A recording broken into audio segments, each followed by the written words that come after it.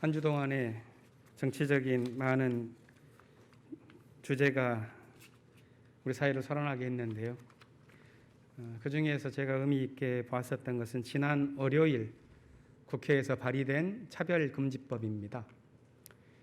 제가 파악한 바로는 2007년에 처음 발의되었었고 2011년부터 3년 동안 매해마다 발의되었는데 그때마다 보수 기독교의 격렬한 반대에 부딪히면서 연장되지 못하고 그냥 없어져 버리고 말았습니다. 이제라도 다시 발의되었으니까 다행스럽다고 할 수 있지만 깊이 생각해 보면 참 부끄러운 일입니다. 1948년에 제정된 세계 인권선언을 보면 모든 사람은 태어날 때부터 자유롭고 존엄하고 평등하다 하는 그런 선언으로 시작합니다.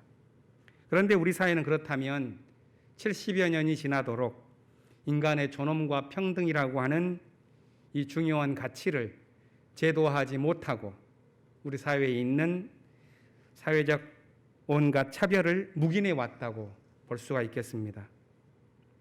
다행스럽게도 그 사이에 시민의식이 많이 성장했습니다.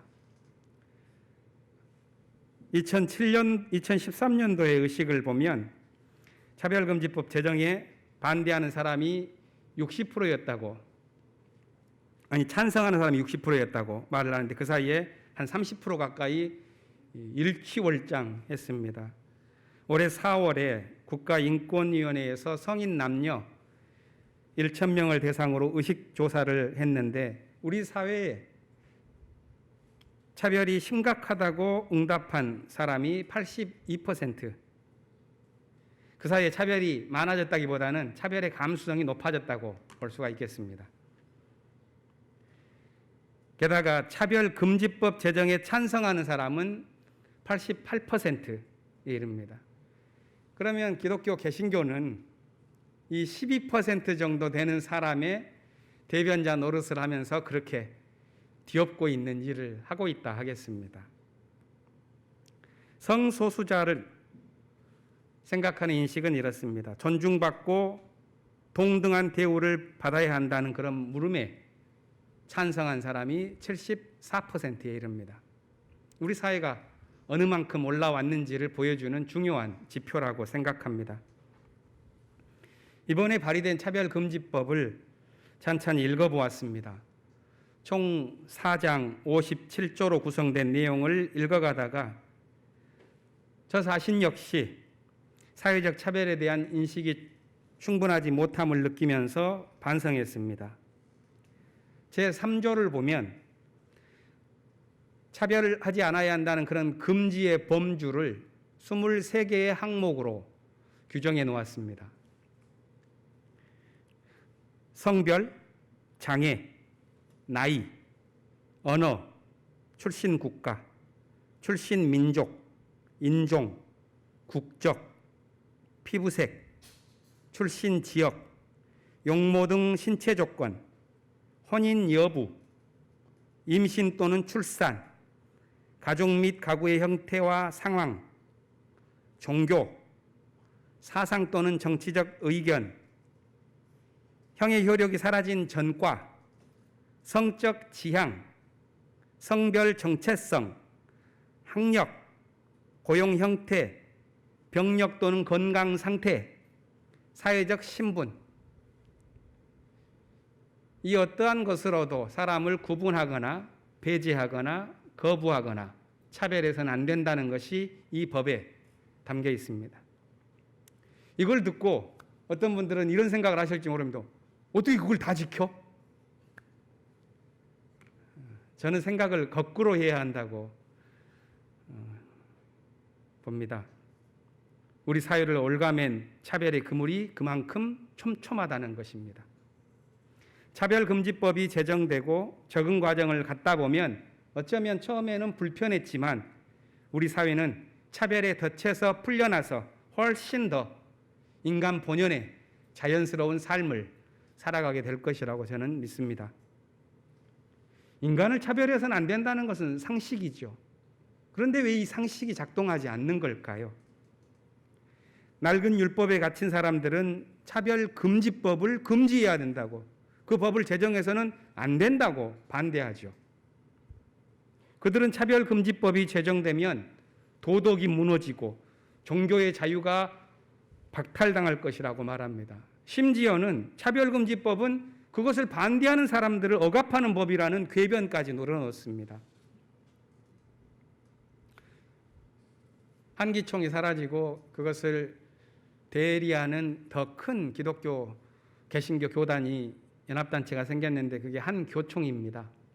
지난 6월 25일 날 이 단체에서 차별금지법 제정 반대를 위한 기도회를 열었습니다. 네로라 하는 교계 대표들이 모였는데 그들은 예수의 이름으로 차별과 혐오를 옹호합니다. 그들은 이렇게까지 말합니다. 혐오는 인간의 자연스러운 감정이기 때문에 혐오할 수 있는 자유, 자신이 혐오하고 있다는 것을 표현할 수 있는 자유를 줘야 한다고 주장합니다. 어떻게 생각하십니까? 아마 주변에 그런 분들 만나시게 될 텐데 대응 논리를 잘 개발하시기 바랍니다. 그동안 우리 사회는 분단과 전쟁으로 인해 생겨난 거대한 국가적 대결 구도 안에서 모두가 살아왔습니다. 적으로 간주한 사람들은 학살해도 좋고 위험하다고 여겨진 사람은 억압하는 것이 마땅하다 이렇게 여겼습니다. 정통성을 갖지 못한 지배층이 오랫동안 사회를 살아오는 동안 증오를 장려했고 서로의 차이를 차별하도록 몰아붙였습니다.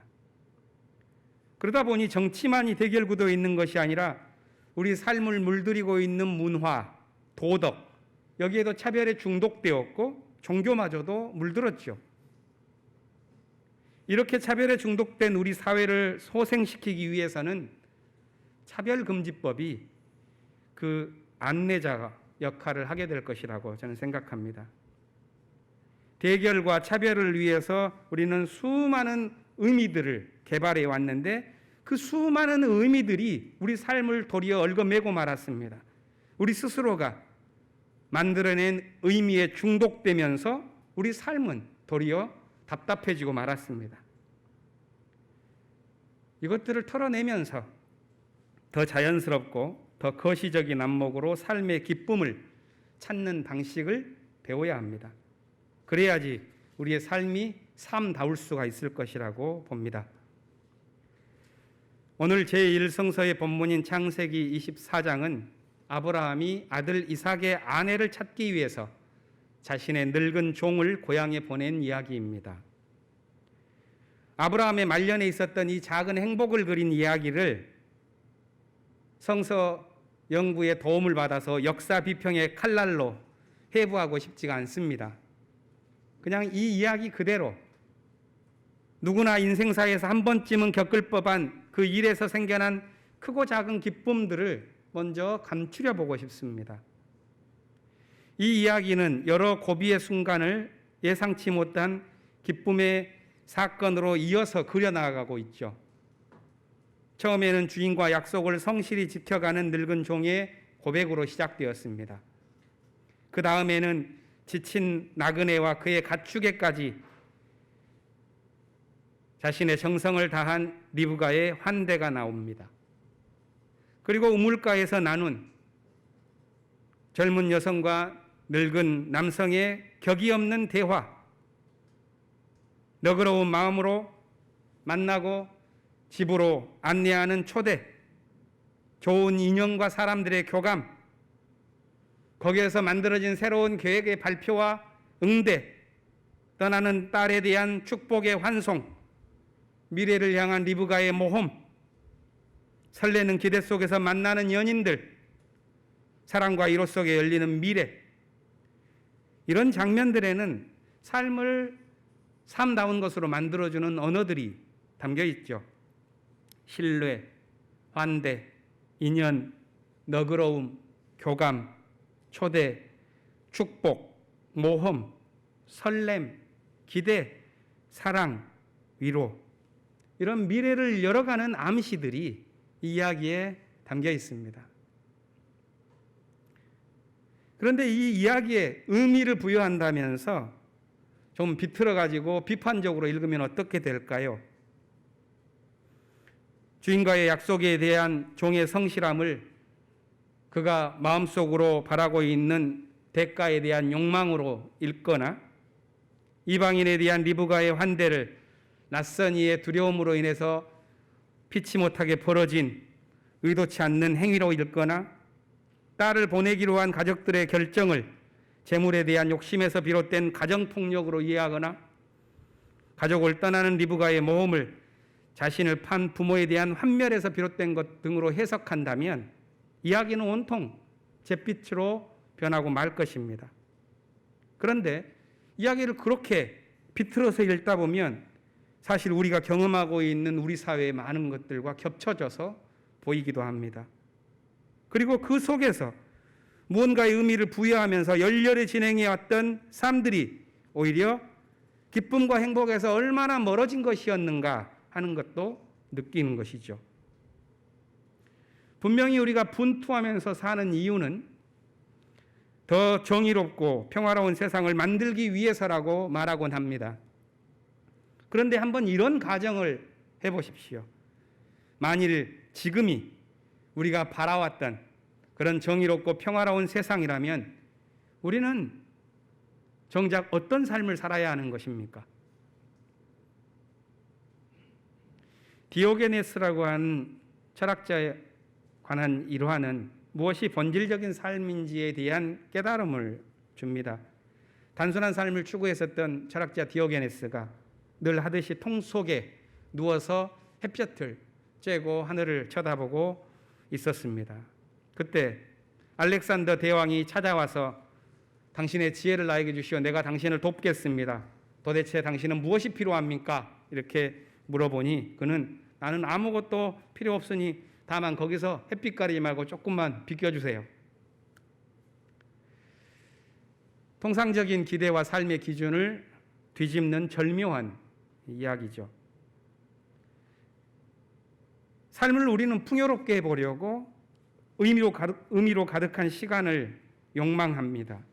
그런데 삶에 대한 성찰을 통해서 수많은 의미들을 우리가 만들어내지만 그 양산된 의미가 도리어 우리의 삶을 얽어맬 때가 있습니다. 그런 삶은 의미에 중독된 삶이라고 하겠습니다. 더 나은 삶을 추구하다가 자연스러운 삶을 어긋낸 경우라고 하겠습니다. 동양의 정신에서 최고의 의미는 자연스러움이죠. 그것을 오늘 본문에서 찾아보고자 이 해고의 이야기를, 이 아브라함의 이야기를 덤덤히 지나가면서 거기에서 인간의 삶 속에서 있는 기쁨의 언어를 한번 찾는 것도 좋겠다 하는 생각을 하게 되었습니다. 로마서에서 바울은 자신의 삶을 깊이 들여다보며 한 가지 발견한 사실을 전해줍니다. 그것은 대부분의 인간의 삶에 적용될 수 있는 보편적인 성찰처럼 여겨집니다. 그가 본 것은 어긋난 삶이었습니다. 그는 이렇게 고백하죠. 자신이 해야겠다고 생각하는 일은 하지 않고 도리어 해서는 안 된다고 생각하는 일을 하고 있는 자신을 보고 있다고 말합니다. 이것은 분명히 단지 지성이 부족해서나 의지가 결핍돼서 나온 것이 아닙니다. 그가 율법을 준수하는 바리새파 출신으로서 율법의 가르침, 그것을 깊이 배우고 그 가르침을 따르면 따를수록 도리어 죄의 굴레와 속박으로 빠져드는 삶의 어긋남, 이것을 경험한 것입니다. 바울에 따르면 율법 자체가 악한 것은 아닙니다. 율법은 죄에 대한 정보를 정확히 알려주는 선한 기능이 있습니다. 그런데 율법은 죄의 질서를 극복할 수 있는 변화를 우리에게 주지 않습니다. 율법을 잘 지킨다고 평화는 오지 않습니다. 바울은 여기에서 사람들의 상식을 깨뜨렸습니다. 사람들은 대체로 모든 사람들이 법대로 살면 이 세상은 평화로운 곳이 될 것으로 생각하는데 바울은 그런 생각은 환상입니다 하고 깨뜨립니다. 대신 바울은 자신의 관찰에서 하나의 법칙을 찾았다고 말하죠. 그것은 선을 행하고자 하지만 도리어 죄에 빠지고 있는 역설적인 모습입니다. 그는 여기서 삶의 비참을 경험하고 그 사망의 질서에서 구원받는 길이 있다면 그것은 하나님께서 주시는 믿음이다, 이렇게 고백합니다. 우리는 흔히 행동하지 않는 믿음에 대해서 묻곤 합니다. 그것은 야고보서의 주제입니다. 행함이 없는 믿음은 참된 믿음이 아니다, 이렇게 말을 하곤 하죠. 그런데 이 로마서에서 바울은 더 근원적인 질문을 던졌습니다. 믿음이 없이 과연 우리의 행위는 의미가 있을까 하는 겁니다. 율법에 갇혀서 어긋나 버린 삶이 믿음이 없이 과연 그 율법의 차별과 배제를 이겨내고 삶을 삶답게 만들어갈 수 있는 일을 할 수 있느냐, 이렇게 묻는 것입니다. 바울의 생각에 의하면 진정한 평화를 위해서 필요한 것은 율법이 아니라 그 율법의 세계를 믿음으로 뛰어넘는 것입니다. 율법의 세계를 뛰어넘는 믿음의 사람이 등장하지 않으면 이 세상은 율법의 계명들이 죄의 질서를 구축해가는 방식으로 작동한다고 말합니다. 이런 현실을 직시하지 못한 종교는 인식의 불균형에 빠지지요. 죄를 과도하게 부풀려서 이 세상을 저주하거나 과도하게 줄여서 관념적인 교만에 물들고 맙니다. 우리 향리는 어떻습니까? 오늘 이번 주일은 저에게 꽤 의미심장한 주일이라는 거 아십니까? 저는 향린에서 3년이 지난 첫 주일이 오늘입니다. 교회에 부임한 날 저는 리브가와 같은 설렘과 기대를 안고 있었습니다.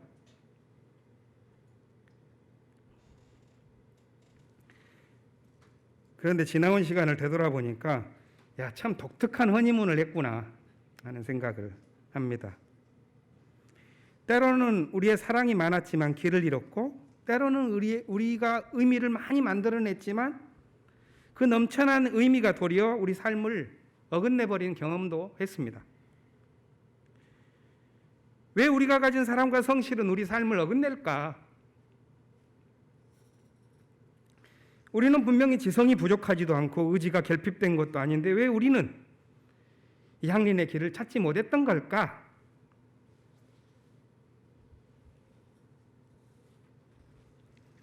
오랜만이죠, 이런 모습. 곧 끝내겠습니다. 바울의 성찰과 고백을 그래서 생각해 보게 됩니다.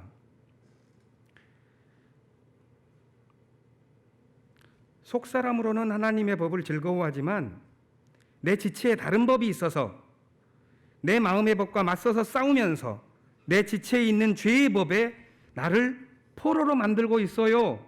이게 바울의 고백이거든요. 어떠세요?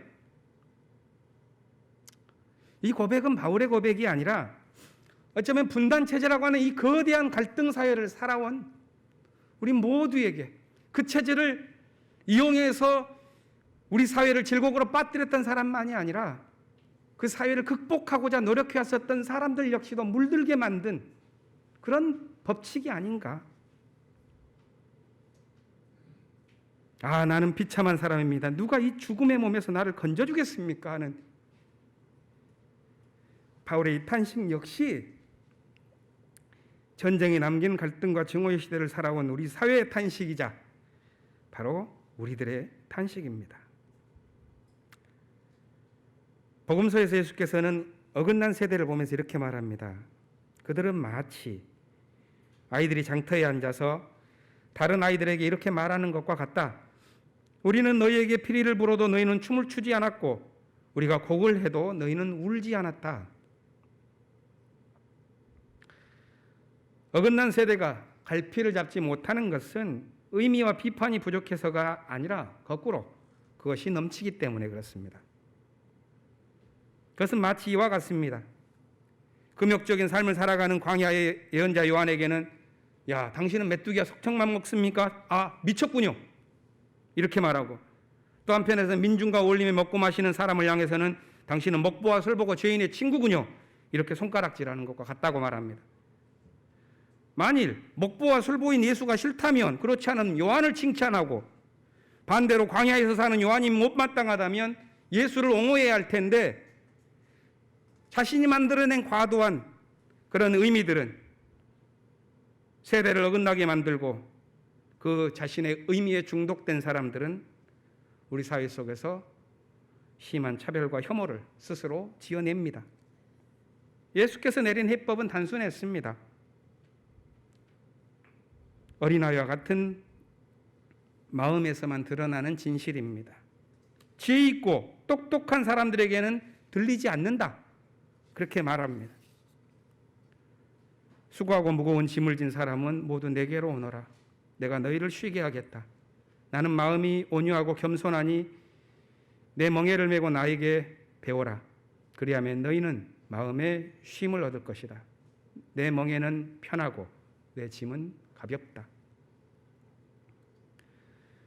무엇이 편하고 가벼운 삶인지를 찾는 것은 말하기는 쉽지만 살아내기는 참 쉽지 않죠.